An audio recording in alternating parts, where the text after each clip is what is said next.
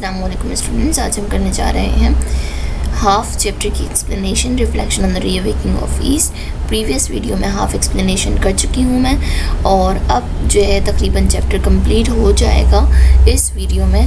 तो काइंडली अगर आपने वो वीडियो नहीं देखी तो आप पहले वो वीडियो देख लीजिए। यहाँ मैं जो शुरू करूँगी वो पेज नंबर 20 है आपकी बुक का, सेकेंड लास्ट पैराग्राफ। और इसके अलावा जो वर्ड्स मैंने रेड कलर से लिखे हुए हैं ये दरअसल डिफ़िकल्ट वर्ड्स हैं जिनकी मीनिंग में साथ साथ बताती जाऊंगी। शुरू करते हैं। There is only one imperialism which now offers any menace to Asia. Menace का मतलब ख़तरा और इम्पेरियलिज्म का मीनिंग मैं आपको पहले बता चुकी हूँ, शहनशाहियत। तो कह रहे हैं कि अब यानी पहले जो हमने बात की थी कि जो वेस्ट है उसका इक़्तिदार ख़त्म हो चुका है, और अब कह रहे हैं कि शहनशाहियत सिर्फ एक ही किस्म की जो एशिया पर ख़तरा बनी हुई है और वो रशिया की शहनशाहियत है, is that of Asia. The tradition of civilisation in Asia are ancient and glorious. जो ट्रेडिशन ऑफ सिविलाइजेशन है एशिया में वो एंशिएंट है, वो ग्लोरियस है। क्या मतलब कि जो एशिया की तहज़ीब व तमद्दुन है वो बहुत पुरानी है और बहुत ही ग्लोरियस है, मतलब बहुत अच्छी है। I do not wish to see them whipped out as I fear is happening in China. आई से मुराद राइटर ख़ुद हैं बिट्रेंड user.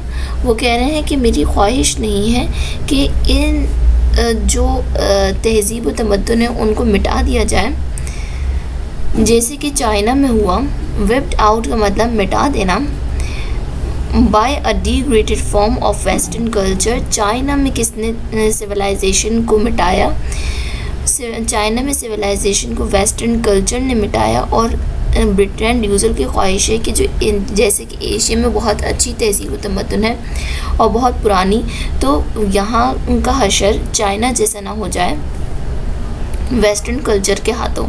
Communism, though this is not widely recognised either in the east or in the west, is the most modern and the most violent form of western imperialism. Communism जो कि इतना ज़्यादा नहीं जाना गया है, इतनी ज़्यादा उसकी शनाख्त नहीं हुई है ईस्ट और वेस्ट में, ये दरअसल एक मॉडर्न और एक बहुत ही ज़्यादा वहशी किस्म की शहनशाहियत है, वेस्टर्न इम्पेरियलिज्म है। वायलेंट का मतलब होता है वहशी, बुरा। Its philosophy is German and its regime is imposed by military force. Regime का मतलब है हुकूमत। If the reawakening of Asia were to take the form of subjection to communism, there would be little in it that could be welcomed by any friend of humanity or of civilization. ये जो western imperialism है ये दरअसल एक German philosophy है, और ये जो हुकूमत है वेस्टर्न इम्पेरियलिज्म ये मिलिट्री फ़ोर्स लाई है, मिलिट्री फ़ोर्स ने इम्पोज किया है। और रीअवेकिंग ऑफ ईस्ट या रीअवेकिंग ऑफ एशिया अगर कम्युनिज़म को अपने अंडर कंट्रोल ले लेता है तो ये मुमकिन है कि इसके बहुत कम दोस्त ऐसे होंगे। दोस्त से मुराद पता ही क्या है कि जो यानी इनकी सिविलाइजेशन की वजह से इनसे जुड़े हुए हैं। तो अगर एशिया अपने अंडर कंट्रोल कम्युनिज़म को ले लेता है तो सिविलाइजेशन की वजह से जुड़े हुए दोस्त इनसे दूर हो बहुत कम होंगे जिनके हामी होंगे। What then should an enlightened and impartial spectator hope as regards to development of Asia? Enlightened की मीनिंग आपको पता है, रोशन करना। स्पेक्टेटर यहाँ पे जो वर्ड है इसका मतलब होता है तमाशाही। तो एक क्वेश्चन बिट्रेंड यूज़र ने राइज़ किया है और वो ये कि रोशन करने वाले गैर जानिबदार तमाशाही क्या उम्मीद रखेंगे एशिया की डेवलपमेंट से? There are some things which though in many ways regrettable, it is necessary to accept as conditions of survival in the modern world। यहाँ पर बहुत सी चीज़ें ऐसी हैं जिन पर रिग्रेट किया जा सकता है। रिग्रेट की मीनिंग आपको मालूम होगी, यानी कि किसी चीज़ पर अफसोस करना। तो यहाँ पर कह रहे हैं कि यहाँ पे बहुत सारी चीज़ें ऐसी हैं कि जिन पर अफसोस करना बनता है और अफसोस होता है, लेकिन ये ज़रूरी है कि इन कंडीशंस को एक्सेप्ट किया जाए ताकि मॉडर्न वर्ल्ड में सरवाइव कर सकें। The most important of these is the growth of industrialism. इनमें सबसे ज़्यादा ज़रूरी क्या है, यानी मॉडर्न वर्ल्ड में सबसे ज़्यादा ज़रूरी क्या है कि जिसको एक्सेप्ट करना चाहिए, वो है इंडस्ट्रियलाइजेशन। यानी जो मॉडर्न वर्ल्ड में इंडस्ट्रियलाइजेशन का कॉन्सेप्ट चला, उसे एक्सेप्ट करना और उसको आगे लेके चलना, इसी में सर्वाइवल है। The power of England in the early 19th century was based upon a virtual monopoly of machine production। यहाँ पर इंग्लैंड की बात आ रही है कि इंग्लैंड के पास जो 19th century में पावर आई थी, 19th century के शुरू में जो पावर आई थी इंग्लैंड के पास, वो दरअसल मशीन प्रोडक्शन की मोनोपोली की वजह से आई थी। मोनोपोली का अगर बहुत ही सादा सा उर्दू मतलब समझे हम, तो बहुत ही सादा सा मतलब ठेका समझ लें। जैसे किसी चीज़ का ठेका देते हैं ना, तो मशीन प्रोडक्शन का ठेका देना। And the power of Russia and the United States in the present day is due to the supremacy in this respect। और जो रशिया, जिसको हम कह रहे हैं कि बहुत ही वायलेंट वेस्टर्न एम्पेरियलिज्म जो लाया है, वो रशिया लाया है। और रशिया के पास जो पावर आई है, वो कहाँ से आई है? वो इसी इंडस्ट्रियलाइजेशन में बढ़तरी हासिल करने की वजह से आई है। ना सिर्फ रशिया बल्कि यूनाइटेड स्टेट्स भी। It is useless to talk against mechanization because it is the source of power and because those who lag behind have difficulty in preserving independence। ये बहुत ही फजूल होगा, बहुत ही यूजलेस होगा कि अगर आप मेकेनाइजेशन या यहाँ पर अगर आप समझना चाहें तो इंडस्ट्रियलाइजेशन, अगर आप इनके ख़िलाफ़ बोलते हैं तो ये बहुत ही ज़्यादा यूज़लेस है, बहुत ही ज़्यादा बेकार है इसके बारे में बुरा कहना, क्योंकि यही तो एक वजह है कि जिसके वजह कि जो इक़्तिदार की वजह बना लोगों की, यानी जो रशिया के पास, जो यूनाइटेड स्टेट्स के पास पावर आई, वो इसी इंडस्ट्रियलाइजेशन या इसी मेकेनाइजेशन की वजह से ही तो आई है। और जिन्होंने इन्हें अडॉप्ट नहीं किया तो वो जो है पीछे रह गए। लैग बिहाइंड का मतलब होता है पीछे रह जाना। वो अपनी जो इंडिपेंडेंस है, अपनी आज़ादी को बचाने में, प्रिजर्व करने में दुश्वारी महसूस करने लगे, वो पीछे रह गए। When industrialism was new in England, it aroused indignant protest on account of its ruthlessness and destruction of beauty। Indignant का मतलब होता है नाराज़, खफा, दिल बर्दाश्ता।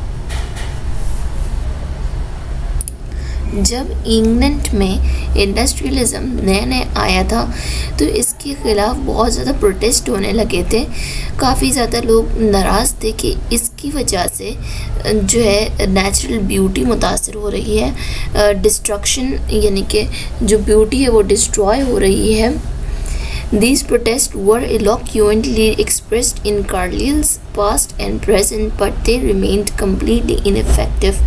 ये प्रोटेस्ट जो हैं वो बहुत ही ज़्यादा eloquently का मतलब होता है having the power of expressing strong emotions। यानी प्रोटेस्ट के पास पावर थी, यानी बहुत पावरफुल प्रोटेस्ट थे ये, लेकिन ये भी इनफेक्टिव रहे, यानी गैर मौसर रहे, कोई इन्होंने फ़ायदा ना पहुंचाया। They are similarly ineffective in the present day. ये नहीं कह रहे हैं कि अब जैसे कि पहले कहा कि मेकेनाइजेशन के ख़िलाफ़ बोलना इंतहाई फ़जूल है, क्योंकि लोगों को तरक्की इससे मिली है, और जिन्होंने इसमें तरक्की नहीं पाई, यानी मेकेनाइजेशन को अडॉप्ट नहीं किया, उसको आगे लेकर नहीं बढ़े, तो उन्होंने अपनी आज़ादी को भी ख़तरे में डाला और वो पीछे भी रह गए। और जब नया नया इंग्लैंड में इंडस्ट्रियलिज़म का कॉन्सेप्ट आया तो काफ़ी इसके ख़िलाफ़ प्रोटेस्ट हुए और बहुत पावरफुल प्रोटेस्ट हुए, लेकिन फिर भी वो इनफेक्टिव रहे और प्रेजेंट प्रेजेंट में भी ऐसा ही है, यानी पहले के ज़माने में ऐसा हुआ था और अभी भी ऐसा ही है। Gandhi, in spite of his immense influence over his compatriots, was totally unable to restore the spinning wheel. Machine production and scientific technique generally is bound to prevail wherever there is sufficient civilization to make it possible. Gandhi का अपने हमवतनों पर बहुत ज़्यादा influence था, इसके बावजूद कंपैट्रियट्स का मतलब होता है अपना हमवतन, मतलब एक ही मुल्क में रहने वाले, इमेंस यानी कि बहुत ज़्यादा।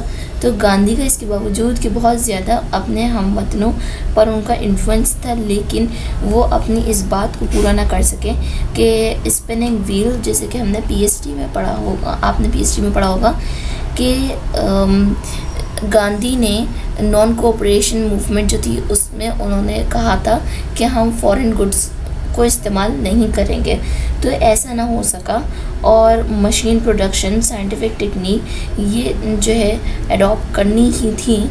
यानी गांधी का जो उनकी जो बात थी वो चाहे कितना ही इन्फ्लुएंस था उनका अपने हमवतनों पर, लेकिन मशीन प्रोडक्शन, साइंटिफिक टेक्निक वगैरह सब कुछ अडॉप्ट करना पड़ा अपनी सिविलाइजेशन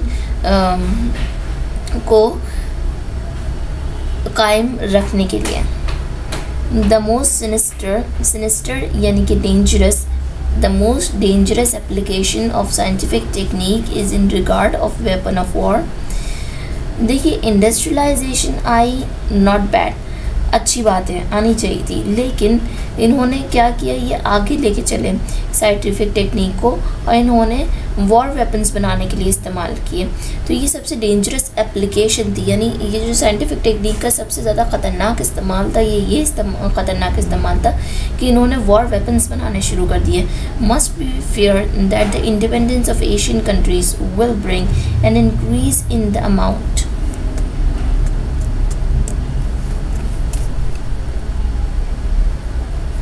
सॉरी, ये ज़रा पीछे रह गया था।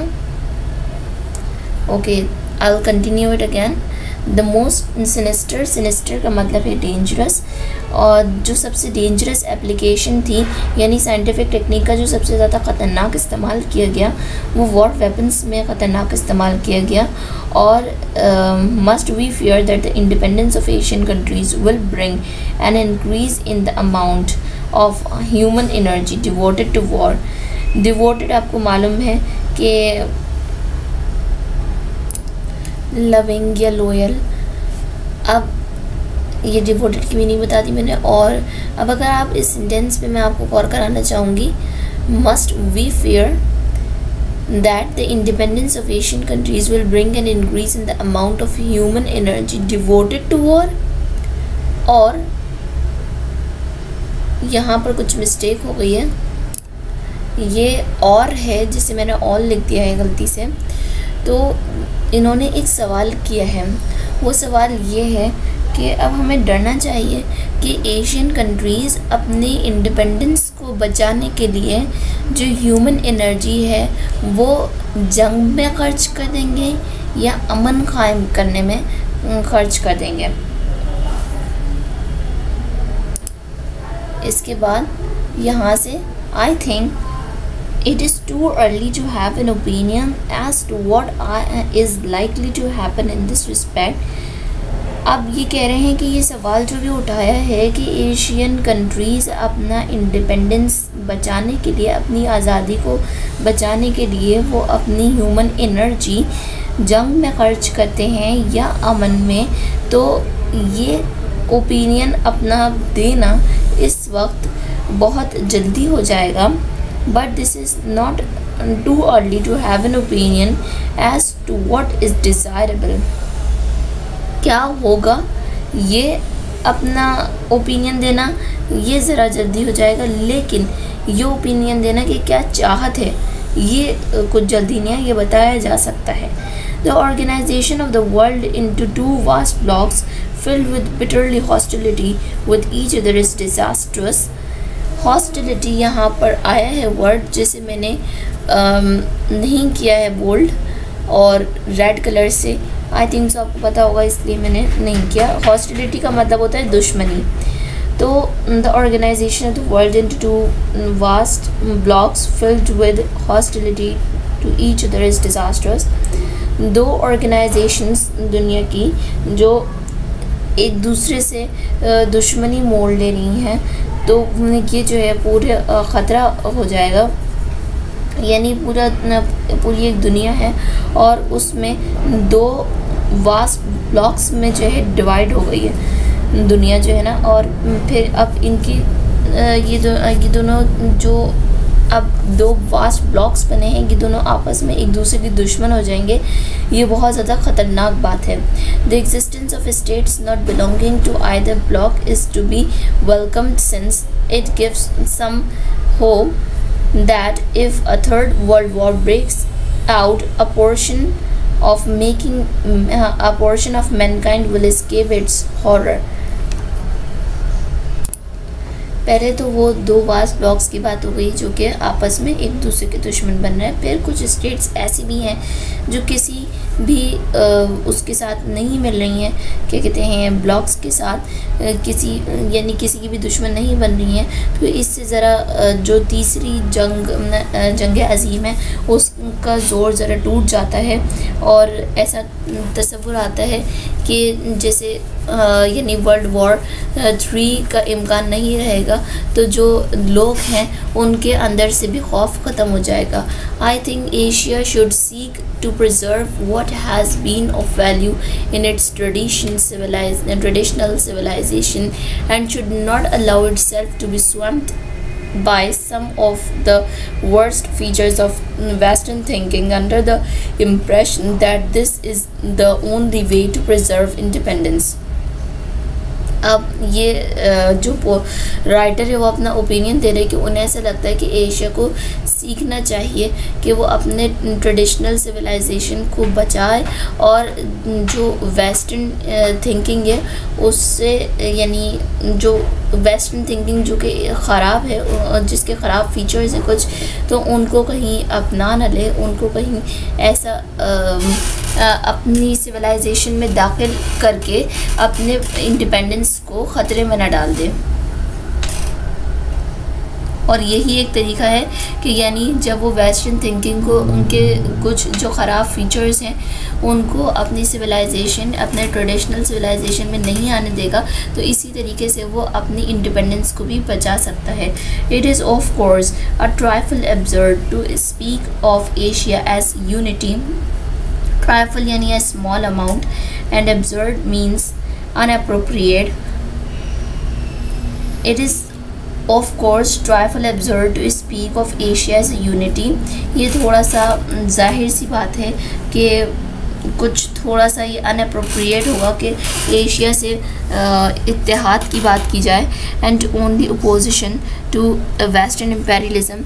ऐसी बात करना कि जो एशिया है उसमें इत्तेहाद हो जाए और सिर्फ जो अपोजिशन हो वेस्टर्न इम्पेरियलिज़म से हो, तो ये भी कुछ नामुनासिब होगा, अनअप्रोप्रिएट होगा, एब्सर्ड होगा। क्यों भाई, ऐसा क्यों है? has caused people to think in these terms. Asia contains half population of the world and at least 3 very distinct civilizations, that of Islam, India and China. अब जो कह रहे हैं कि जैसे कि मैंने पहले बताया कि सिर्फ वेस्टर्न इम्पेरियलिज़म से अपोजिशन हो और सारे वेस्टर्न पूरा एशिया जो है इत्तेहाद के साथ रहे, तो ऐसा मुमकिन नहीं, क्योंकि एशिया में तकरीबन दुनिया की आधी आबादी मौजूद है और वो आधी आबादी उनमें से कुछ चाइनीज़ सिविलाइजेशन से बिलोंग करते हैं, कुछ इस्लामिक और कुछ इंडियन, यानी सबकी सिविलाइजेशंस अलग अलग है। They differ from each other just as much as they differ from the civilization of Christian. वो एक दूसरे की सिविलाइजेशन से उतने ही ज़्यादा अलग हैं जितने के क्रिश्चियन सिविलाइजेशन अलग है। And there is no faintest, not the faintest reason to expect them all to act in unison. Faintest का मतलब होता है इनडेफिनेट या अनक्लियर, यूनिसन का मतलब यूनिटी होता है, इत्तेहाद। तो यहाँ पर कोई ऐसा अनक्लियर रीज़न नहीं है कि हम एक्सपेक्ट करें कि यूनिटी होगी एशियंस के दरमियान। What is to be hoped is not an endeavour on their culture और पॉलिटिकल यूनिटी। हम इनसे क्या एक्सपेक्ट कर सकते हैं, क्या होप हो सकती है हमारी? एंडिवोर यानी कि try hard to achieve something, यानी कि हम इनसे ये उम्मीद लगा सकते हैं कि ये कल्चरल या पॉलिटिकल यूनिटी के लिए कोशिश अपनी रखेंगे, यानी कल्चरल और पॉलिटिकल यूनिटी हासिल हो सके, ये इसकी जद्दोजहद करते रहेंगे। But a determination to uphold independence at of culture independence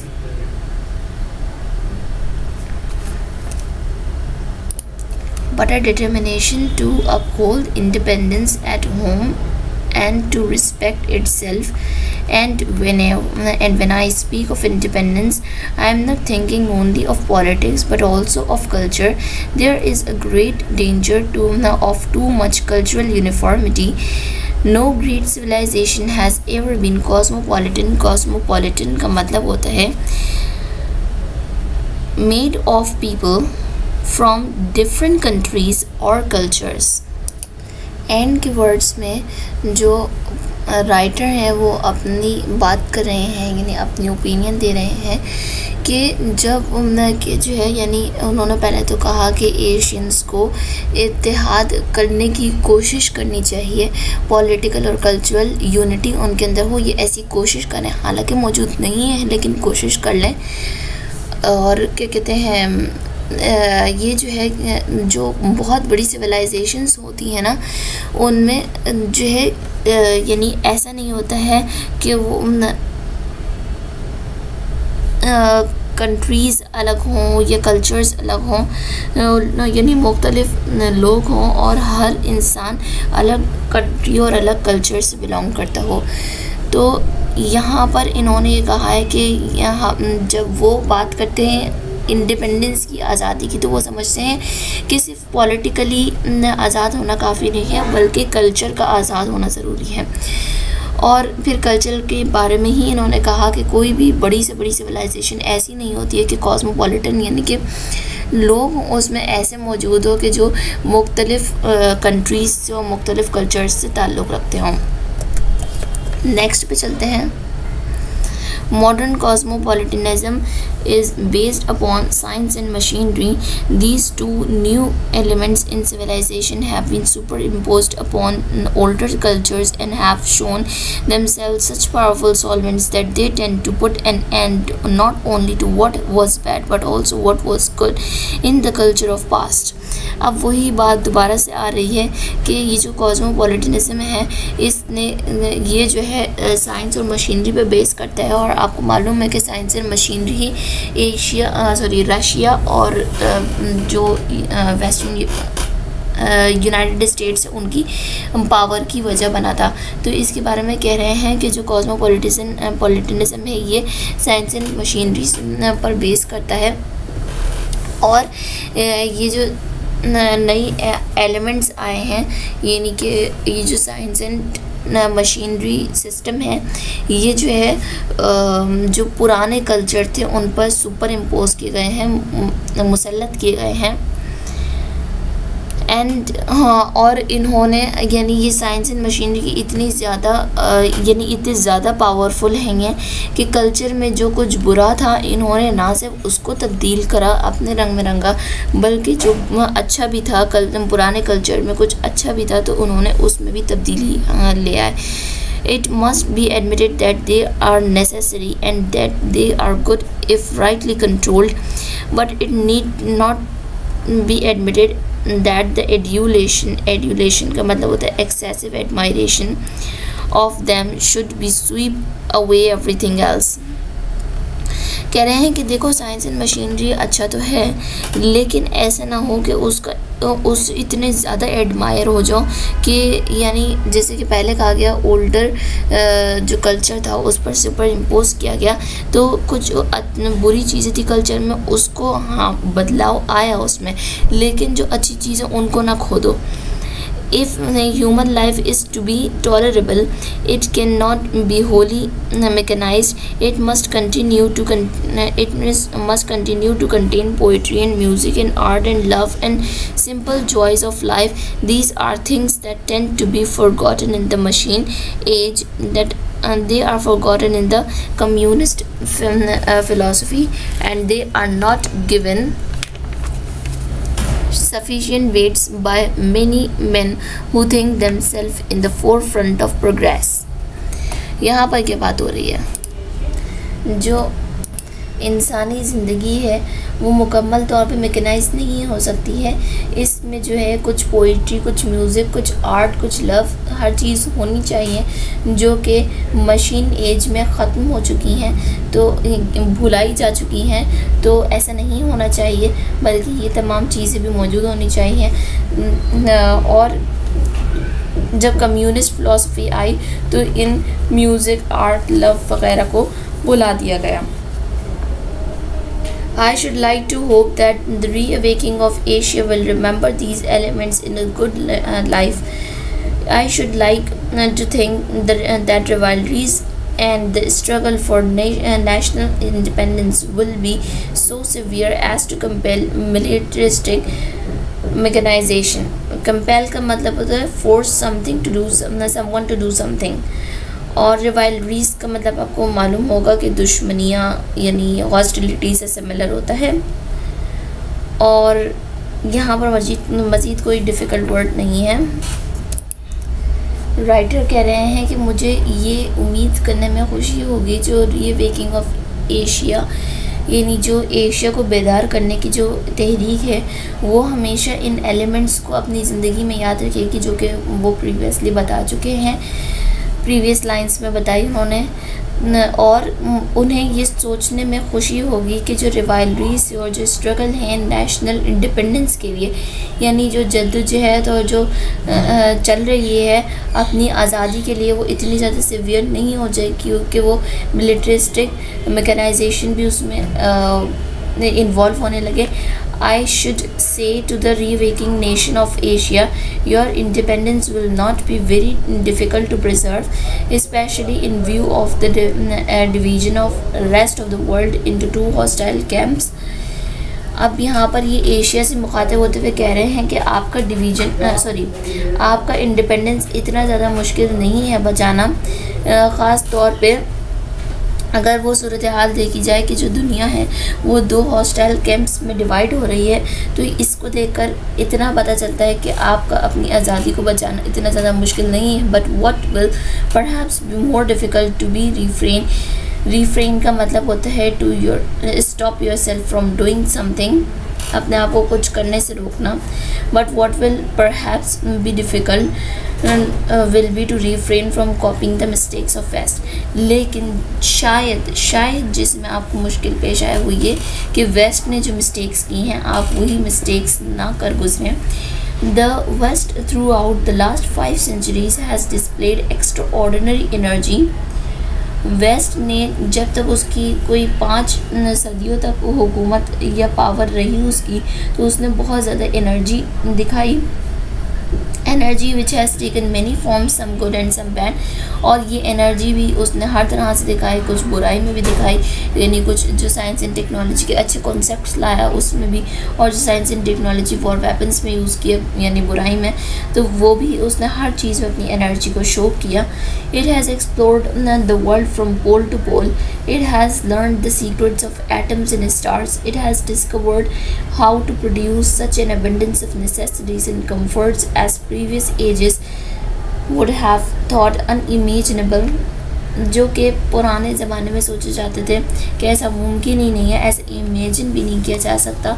तो जो वेस्टर्न वर्ल्ड है उसने ना सिर्फ उन्हें वो चीज़ें बनाई जिन्हें सोचना तक की गवारा नहीं था, उन्होंने ना सिर्फ वो चीज़ें बनाई बल्कि उन्होंने बहुत ज़्यादा डिस्कवरीज़ की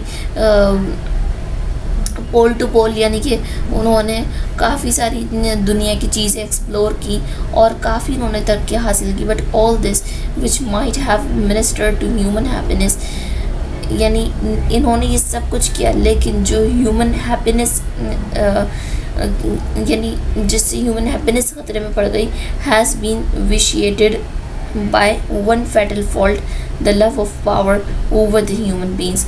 यानी जो इंसानी खुशियाँ थी वो जो यानी एक तरीके से नीचे आ गई, तो उनकी वजह वो पावर यानी कि इक़्तिदार से मोहब्बत थी, यानी इंसानी ज़िंदगी से ज़्यादा इक़्तिदार अहमियत का हामिल हो गया था।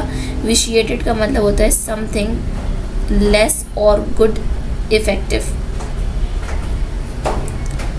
और अब इधर मज़ीद कोई डिफ़िकल्ट वर्ड नहीं है। Africans and Asians alike have been tortured and oppressed.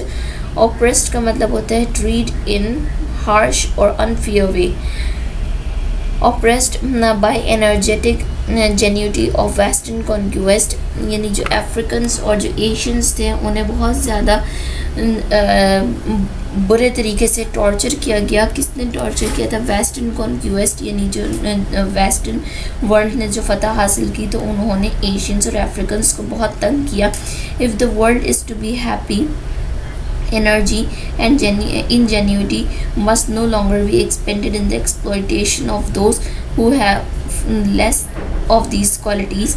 Mankind must learn a degree of mutual respect which has never hitherto existed. यहाँ तक है। और अब यहाँ पर क्या बात हो रही है ये मैं पूरी बता देती हूँ, फिर उसके बाद हम बिल्कुल एंड पे चलेंगे।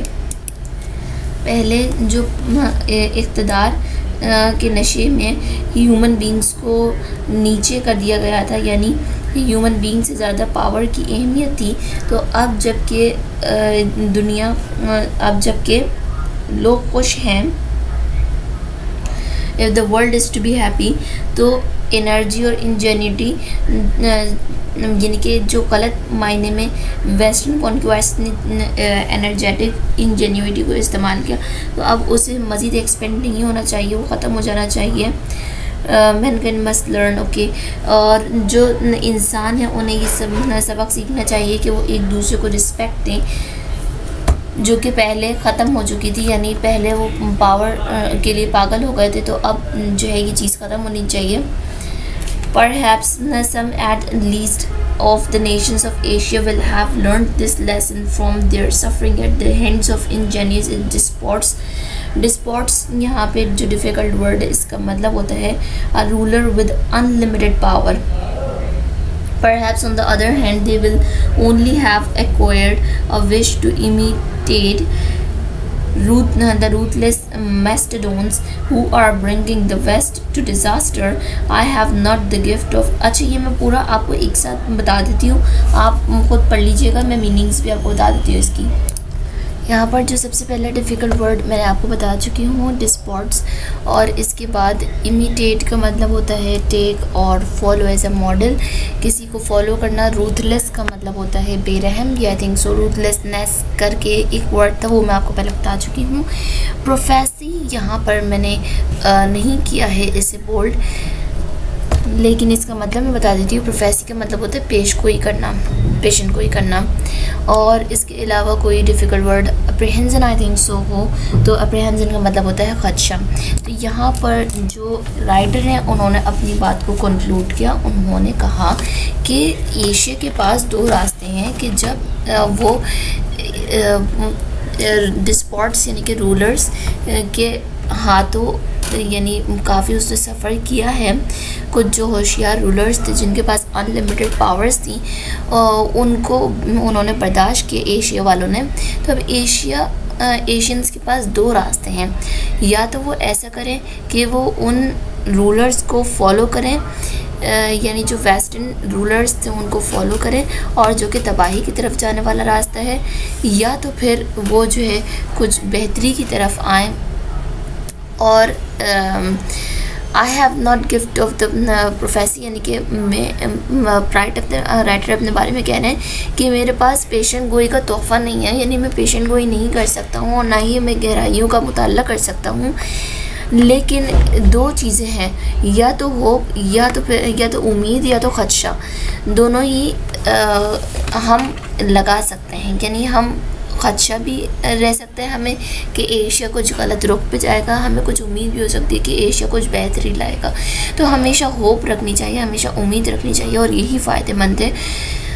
और जो इन्होंने लास्ट लाइन में कहा, I shall continue to hope and a large part of my hope will be centred in the East, यानी मैं उम्मीद करता रहूँगा और मेरी उम्मीद का एक जो बड़ा हिस्सा है वो यानी ईस्ट की तरफ मेरी उम्मीद होगी। तो यहाँ पर हमारी फुल एक्सप्लेनेशन हो चुकी है। अगर आपने पार्ट 1 नहीं देखा, आप काइंडली पार्ट 1 देखिए। इसमें अगर आपको लगता है कि कुछ बेहतरी आनी चाहिए थी एक्सप्लेनेशन में, आप कमेंट बॉक्स में बता सकते हैं। हमारे चैनल को सब्सक्राइब कीजिए अगर आपको ज़रा सी भी ये एक्सप्लेनेशन पसंद आई है। लाइक कीजिए वीडियो को। अल्लाह हाफिज़।